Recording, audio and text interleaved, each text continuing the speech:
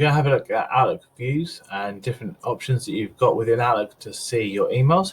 Now, sometimes these get skewed with some updates or something messes these up, so it might throw you off if it's not how you see it and how you see it normally. So we're going to go through the different options so you can maybe reset it back to what you have it and how you like it. So we're going to open Outlook up, and we'll see the default view that Outlook comes with and how it comes pre-installed. So on the far right here, we have our reading panel. In the middle, we have our inbox, or the folder we're looking at. On the left, you have what's known as your folder pane.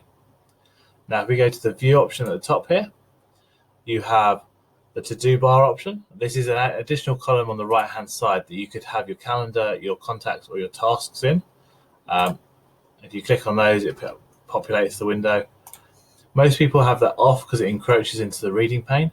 I personally like it off as well because it gives me a bigger preview of my email in the reading pane to the right. The next option is the reading pane itself. Now, this can be in 3 different positions. It can be right, as it is in this default mode. It can be at the bottom underneath the folder view, or it can be off completely so you're focused more on the actual items. And to open the email, you would double click on that to open it fully. I personally prefer it to the right so that I can see the email subject in the middle and pull the full email off onto the right hand side. The folder pane on the left here can be minimized, which means that you've got the little arrow up here to open it, and then it'll disappear when you're reading your emails. It gives you a bigger screen. Again, your reading panel is then expanded, so if you want to focus more on the emails, or if you want a larger font face, or if you expand it and click on the little pin icon, it'll keep it in place for you to keep to switch between your emails and your email folders. Especially useful if you've got a lot of rules and a lot of folders that you have it sorting into. This other option here, the use tighter spacing, just shrinks the gaps vertically between the words. So if I turn it off, and you see there's quite a lot of gap between the two, the words and the subjects and the emails. If I turn it on, it shrinks it up and gives us more real estate and more view on the emails within that subject. The other one you might want to be looking at is the message preview here.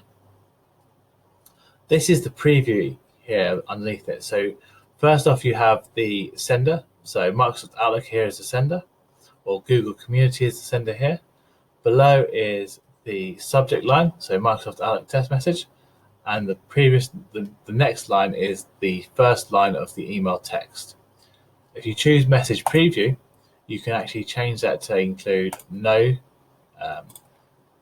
email preview, 1, 2, or 3 lines, and that will then expand that, it says. And as you change this, you get the option to have it on all your mailboxes. So it's all the mailboxes here at the left-hand side, or just this particular folder.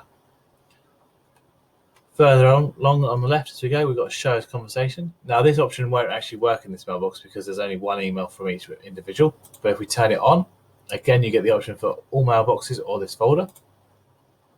Once you turn it on, if I reply to a message and they reply back, they all stay under a single message. So it all appears in one particular folder. On the right hand side, like I said, is your folder view. At the top, you have your favorites. So if you have a lot of folders and they're all organized for rules to go into, different things, different alerts, different clients maybe, you can pull the important ones up. So your favorite inbox, maybe your outbox to confirm that they've all been sent, and maybe sent mail.